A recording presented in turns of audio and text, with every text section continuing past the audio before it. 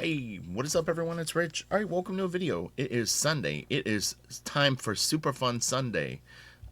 Yesterday, I was gonna shoot a video, and I actually shot three different videos, and none of them passed my excruciating standards of what I thought a good video was. It was unfortunate because I really wanted to get one up yesterday. It was my birthday, and I shot about a 45-minute video of Giger. Then I waited like 3 hours, and then I shot another, I think, 30-minute Giger video. And then I went through a ton of original art scans. It was a lot of cell animation and then original art. Just none of them worked for me. I don't know what it was. I think I wanted to see something that I hadn't seen before. So we had looked at Moebius about 2 weeks ago, and I had mentioned that I really had never looked at Blueberry in terms of the actual comic books, the graphic novels. But I do own a few. Just it's one of those things where I probably bought them at like a Comic-Con and brought them home, and then just never really flipped through them. You get home and you start working again, and that cool pile of books you got ends up sort of just ending up on a shelf, and then you don't look at it. So I thought what we would do today is we're going to check out a little bit of Blueberry, and then we're going to check out sort of just a variety of different Moebius art. I thought it would be fun. I really was curious to look at more of his work, and this should be a cool video. So let's do this. We're going to start at the bottom. Got a lot of stuff opened up, and this will go a little bit out of order, but it really doesn't matter that much. The thing is to just enjoy the art, and so this is interesting. I did for Patreon, and I want to give a shout out to all my patrons. Thank you so much for supporting me. YouTube really wouldn't be possible without all of you. So YouTube friends and family, definitely thank Patreon, because I'm telling you, they keep me on point with this. But I did a video looking at Olivier Vatine and Didier, I can't think of his last name, the Conan work. And one thing that I was saying is what I found interesting about that particular book was they were using the American amount of panels per page, meaning that American comic books generally tend to be somewhere between 5 and 8 panels per page. And I said that European graphic novels tend to be about 13 panels a page or more. And what was interesting is the way that Olivier Vatine and Didier were handling the work was they were drawing everything the same size. If you look at this page, nearly every character is drawn about the same size, and because the panel sizes are so small, you have 1, 2, 3, 4, 5, 6, 7, 8, 9, 10 panels on this page. So you kind of have to squish stuff in a bit. But when you have 5 panels a page, what you end up having is generally more of an American aesthetic, because you're able to pull out and do more. But again, if you look 1, 2, 3, 4, 5, 6, 7, 8, 9, 10 panels. So we're hitting 10 panels a page. That's a lot of panels. I wouldn't say very rarely, but rarely do I work on pages that are 10 panels a page. It can happen, but generally speaking, if there's 10 panels of pages, you have a lot of headshots, But again, the size relationships here are all pretty similar. This is a little bit smaller, but like this head is about the same size as this figure. This figure, although is bigger, it really takes up about the same amount of real estate as that. These two characters, which is the focus of this panel, are about the same size as this if you measure from here to here. This is a little bit bigger, but it's a very interesting thing. These are beautiful pages, though. And I had said for the Vatine Didier work that regardless of the sizes being similar, the stuff was drawn so well that it had an appeal based on that. But if I was going to recommend someone to work when they're working on their pages, is to mix up your sizes a little bit. It can be exciting visually. This is great. I like how he doesn't have a panel border on this. What's funny is when I was looking through the files, this page caught my eye, in particular this right here, in this area right here. I think the way that he drew his pant leg and the boot are really, really cool. It looks super neat. Neato. And for people who aren't used to this aesthetic, meaning that the characters look a little more gruff, the ink work is a little more heavy-handed. It can be a little bit of an acquired taste. It depends on what you're used to seeing. But as you draw more, if you're someone that draws, or if you read more comics, once you get into the story and stuff like that, generally speaking, it's like the movie is on. You start to enjoy it as like a film, and you at that point you almost can't imagine the actors looking another way. So it's a fun part of art and enjoying artwork. This is great. Man, it's so crazy. He did a lot of work on Blueberry. I saw there was 28 issues or graphic novels plus more. So all total there could even be, man, if they're graphic novels and he did 28 plus 10, it's 38. It could be close to 3,000 or 4,000 pages worth of this stuff. I'm not saying that that's accurate, but if there's 60 pages, then it would be like 2,400, somewhere in that range. That'll get you drawing good. Especially when you're putting this much effort into it. Let's count the panels. I'm curious now. 1, 2, 3, 4, 5, 6, 7, 8, 9, 10, 11, 12. That's a nice down shot in that bottom panel. This is really cool. Great hands, too. Shut up, Prosit. You're annoying me. But, yeah, I don't know why. It was funny as all the videos that I shot were good until I just got, like, bored at the end. It was like I would just gas out and I'd be like, I don't know when it ended. I might have opened too many files. That might have been part of it too, as I was going through so much work. I'm never able to reshoot a video, so the second stab at a Giger video just didn't. It probably was never going to work anyway, based on my past track record. I never liked the second one as much as the first. The good news is that I have all the videos, so I could actually edit them and then just put new endings, and they'll be fine. I was just being a picky bastard yesterday, which isn't uncommon for me. This is a great drawing right here. This in particular, the lower body. He's really good with this. It's funny, so I had either read or seen an interview with Moebius, and I'm nearly sure that he would kind of try to draw Charles Bronson for this guy. It was a little bit of a, like in his mind a model. This is a great panel, too. And this isn't all Blueberry. There's probably just a few more Blueberry pages, and then we get into a whole bunch of different stuff. Some Metabaron and all kinds of neat things. So it'll be fun. Oh, wait, did we see this page already? Am I tripping?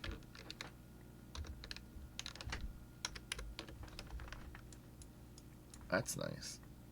I like the color changes on these. Man, that is really cool.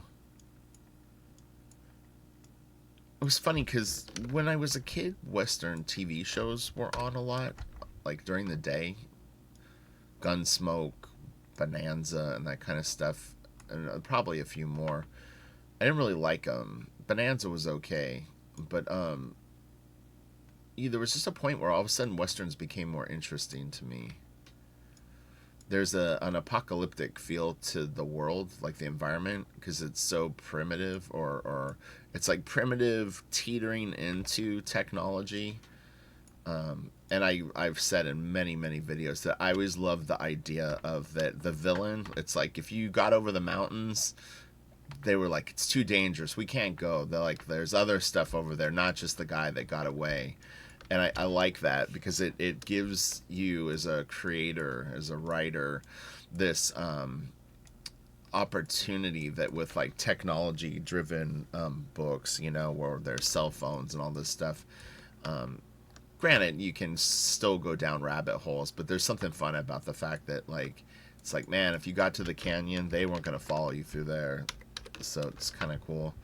I think that's why post-apocalyptic stuff works well. It's like the connections aren't there. Like, if it's a continent, if you're 4 states away, you might as well be on another planet at that point.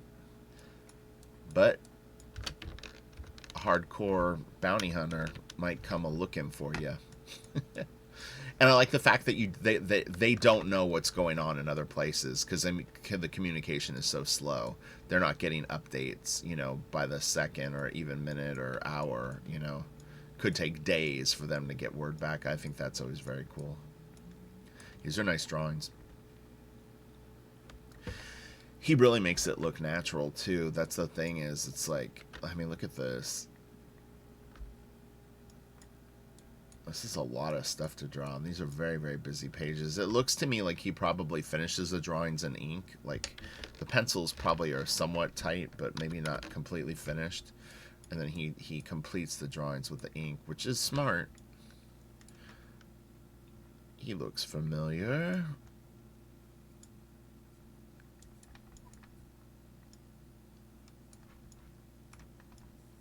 That's cool. There was a picture of him drawing, or yeah, I'd seen some photos of him drawing with like reference out. So he would definitely cross-reference stuff. It's funny to think that back then they would have to like save magazine clippings and go to the library and get books on cowboys or whatever, or buy them when you would come across them. Man, this is nuts. This is 1, 2, 3, 4, 5, 6, 7, 8, 9, 10. So 10 panels seems to be the average. This seems like a lot to draw for basically like just a couple of, a small group of people chatting. Whew. He was working hard. I'd said in one of the other videos I shot yesterday, there was a little bit of Frazetta in it, and a funny quote from Frazetta was, he did an interview probably in the mid-'80s, and this guy was asking him, it's on Painting with Fire, there's a bunch of like hidden Easter eggs on the DVDs that if you go through the different menus, you can eventually track them down. There's a phone interview, and he goes, you thinking about doing any more comics, Frank? And he goes, no. It's like, it's too much work.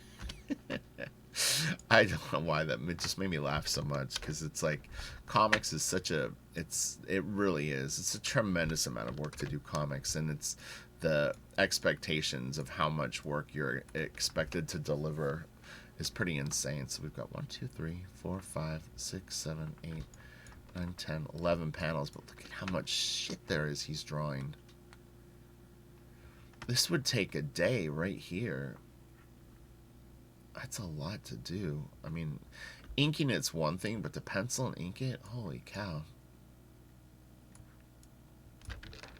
Holy cow. Yeah, he really was like on fire. Carlos Tianda put a lot of detail on his stuff, and it was pretty incredible to watch how fast Carlos was. He could lay out a page and ink it in a day, and it was always impressive to me. But he would, most of the time, I don't think he was drawing pages with this many panels.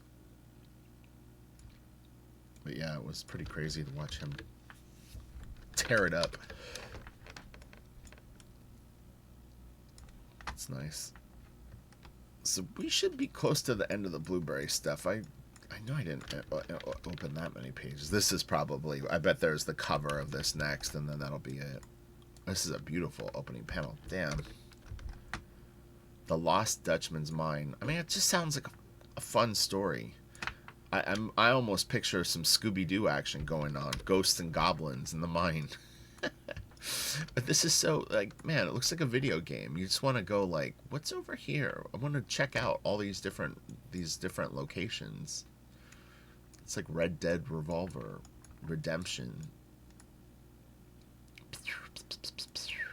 Yeah, this is a great shot right here. It's funny because this reminds me of, I've mentioned in a few videos that I got into this YouTube channel where this guy, he's really into gold, like digging for gold and stuff like that. Jeff Williams, I think is his name. His channel is great. He's very, very funny. He's like a historian, and he's also, yeah, like he digs for gold, and he goes to all these places. I love his YouTube channel. It's really fun. But it reminded me of some of the places that he visits. he's found some decent amounts of gold in some of the stuff. It's a very, very dangerous pastime. I mean, he does it basically professionally. But he'll take people panning for gold, which is way, way more low level. But, like, he actually owns mines that are, like, hidden in the middle of nowhere that he goes out and digs in. That's crazy shit.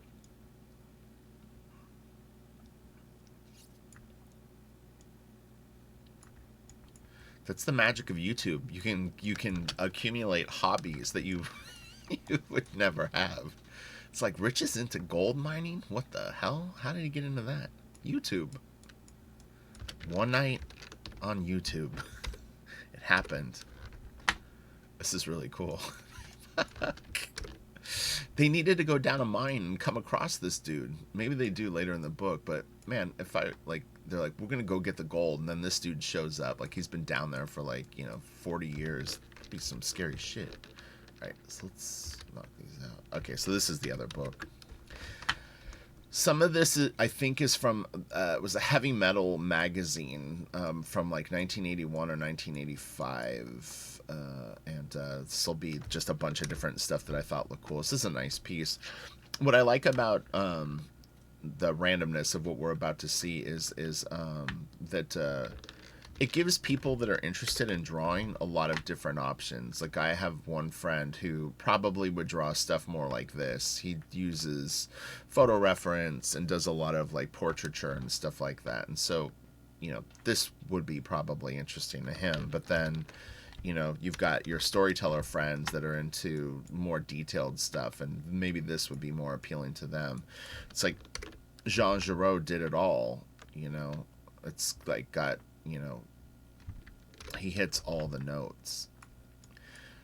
It's why I enjoy Otomo too, because if you get past Akira and really look at Otomo's body of work, he and Jean Giraud really weren't that different in a way. It was just, they just explored ideas with art, and they were so good that they could kind of go any direction with it and just, like, let their imaginations sort of run wild. This is pretty early stuff, and that's a self-portrait of himself. This is how you live your life as an artist, though, that's for sure. Except when you live your life like this. This is more when you're asleep, you dream this. It's like, this is how I see myself. This is how my friends see me.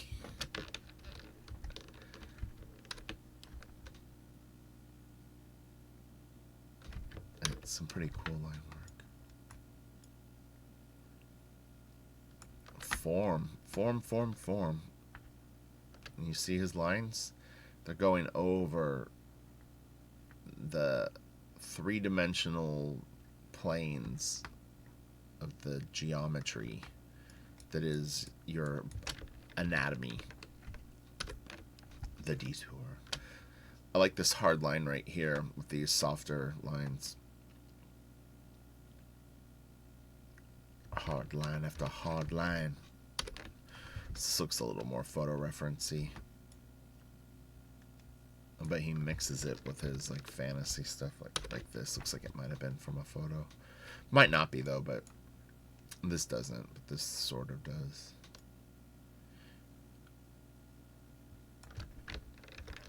This is cool, too.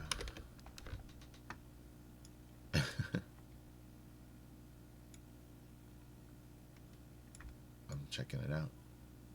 Whoa. Dude just went into his pocket. And then I think he burped.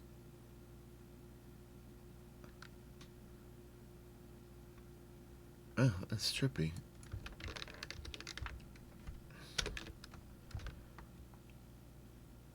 I don't know who that is. And this was cool too. I like this because it seems so spontaneous. It's like he penciled it, he inked it real loose, and then even went in with color. But it doesn't look like he slaved away on this. But yeah, it's very, very nice.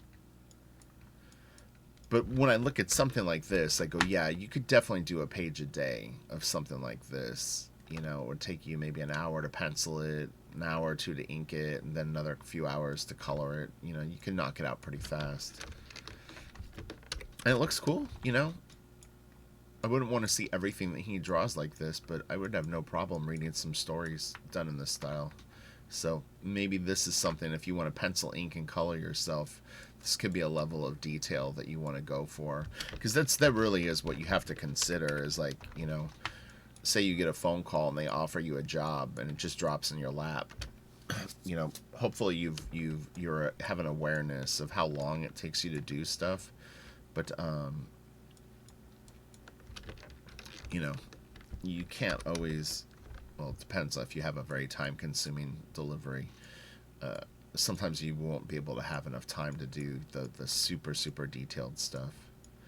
But you don't want to sacrifice quality either. You know what I mean?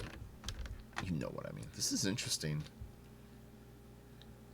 It makes me wonder if this was like inverted or something like afterwards. I don't know if it would probably have been drawn in red and yellow.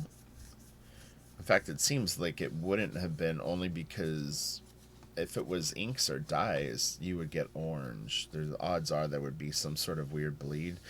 Unless it could be, well, no, it can't be yellow paper unless these are pasted down panels. I was thinking it could be yellow paper with red ink, but you could do something like that. But the white panel borders, but you'd have to paste it down. But yeah, buy a pad of yellow paper and just draw on it with red ink. And then throw some panel borders between it. It'd be pretty cool. See? Creative options, friends. I have a huge pad of purple paper that I got one time on sale somewhere for like $1. It was like 100 sheets or something. It's like, I'll find a use for it. I've had it forever. I don't even know how long, but I'm always like trying to come up with an idea for the purple paper. The red ink wouldn't go over it, though. That's the problem, is it would have to be something darker than the purple. I've been so close to throwing it away.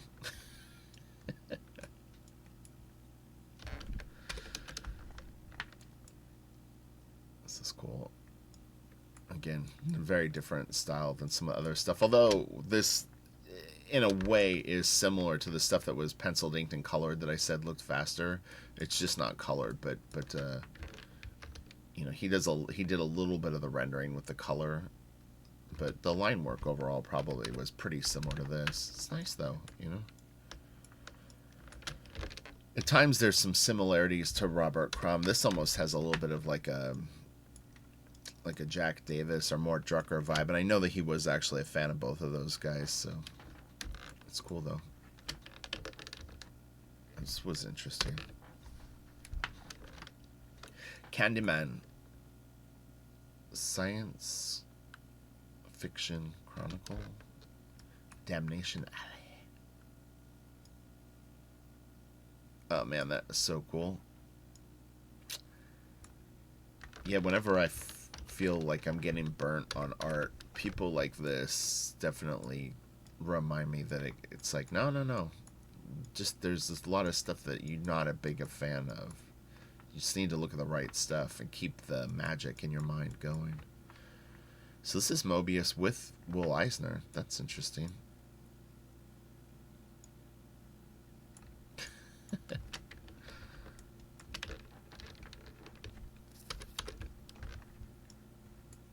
But yeah, if you're a fan of Jean Giraud's work, definitely search through my channel, because I've got at least 3 or 4 videos now up. And the last video that I did was interesting. It did really well compared to most of my other videos. It got like 5,000 views, and it's interesting because what was cool about that to me was that there's a level of interest for work like Moebius with the people that I've accumulated here, and I like that a lot. I like the fact that you guys were into that video. To me, it means that I've accumulated the right people here. So for all of you that might be sticking through this video, although, you know, I know a lot of people don't watch the full videos, thank you. And yeah, you know, I mean, I appreciate that there's people out there that have discerning taste and follow stuff like this. I think it's very, very cool. So to me, the success was that more than it got a lot of views. Okay, I think we're getting close to the end of this video, because I don't remember too many more pieces before this. So let's Oh, okay. There, I remember this. I just grabbed a few of the sequential pages from John DeFool, and then this Meta Baron story. I thought this was a really nice page, actually. And colors are very, very cool. Yeah, this is nice. This is really, really cool. This was nice too. I really like the colors on this also. Fuck. Thank you, Moebius, for reminding me. I think it's like anything. Like music. If you hear enough bad music, even though you love music, it can start to affect you. You're like, God, I'm just getting burned out on music. It's like, oh wait, no, I'm not really getting burned out on music. Just, there's just too much shitty music.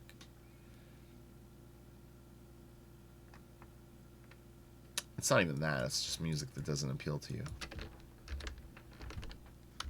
So this was the first Moebius stuff that I saw. There's one page in particular I can point out that I remember when I saw it, I was like, this is pretty much the first stuff that I ever saw. I had met with the guys from Humanoids in probably 2000, 2001, somewhere around then, and they were nice enough to give me a bunch of reference for their books, and one of the series that they gave me was this. I'll show you the page that I remember. There's two in particular. This is just a preamble of the thing. Are they in here? Oh, okay, this is a different book. The Black Inca.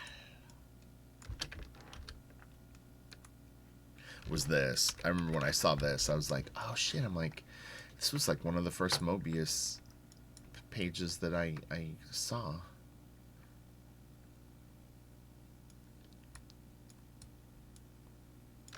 The John DeFool character was definitely trippy. I know this too. I actually drew some stuff in this environment. This is all really, really cool. But yeah, John DeFool, he's very funny. He's got kind of a bulbous nose. He wears sort of funny clothes. And the one that I had, they weren't in English, so I never got to read them. Wolfie, what are you doing? Look at him. He's crazy. And this is some more spot illustrations. This is nice. Very different. Perspective gets a little crazy on that. It's tough. Those are tough angles. I feel his pain. This is nice. Cool cracks and stuff. Oh man, look at that. It's ready for color, but he would do it in these beautiful either like diluted dyes or watercolors. Man, it would look so good. Oh man, God, that's a great drawing, dude. That is so kick-ass. Wow. It really, man, it's just, there's like, it's really good. I just want to cruise around this area. I'm telling you, it triggers that like video game sort of vibe. And I haven't even really played the Red Dead Revolver games, a little bit, but not much. But yeah, you just want to travel around and see like what's around this corner, like what's over here. This is cool. Simpler. Oh man, that's cool. Holy shit, he's big. And look at his boots. It's kind of got a Monty Python sort of thing going on for me. I don't know why. Oh, it's awesome. Very Mad Magazine. Oh, that's so cool. God, this guy just did it all. And did it well. Okay, I guess that's it. All right, cool. Well, this one's going to go up. It passed the test. I got to the end and didn't hate it or hate myself. So, all right, you guys have a great day. Happy birthday to me yesterday. And, yeah, I'm finishing. I was on a very tight deadline. People have been asking about Blaster Kid. You have to understand, I had work booked from late 2019 that because of COVID-19 kind of got pushed back a little bit. So I just literally finished almost 60 pages of comic art for DC that I had agreed to. So I did 2 issues of Nightwing that will be out probably in like a month or two, and then a Batman story. And then right as I was finishing the Batman story, I got hired to do some penciling and inking for DC. A very small gig though. It's nothing big, and it's not going to take a lot of time. But I'll be back on Blaster Kid hopefully by the end of this week. And so anyway, just so that people know that I wasn't flaking on it, but I mean, 60 pages of art takes at least 60 days. So that's what I was kind of grinding through the last month or two. I don't bring this stuff up a lot online. You know what I mean? I don't, complain or be like, oh, I'm doing this, I'm doing that. I just do it and get it done and move on to the next thing. So, all right, I'll talk to you guys later. Bye. Super fun.